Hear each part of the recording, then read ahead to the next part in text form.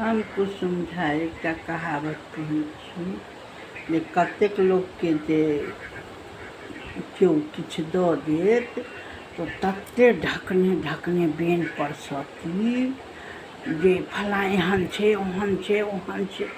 अगर हुनका नहि देलकनि तऽ नीकोके खराब करैत सब दिन रहथिन, ओ एहन ओ एहन ओ एहन।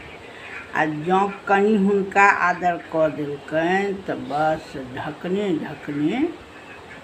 बेन परसथिन। तऽ एहन लोकसँ सावधान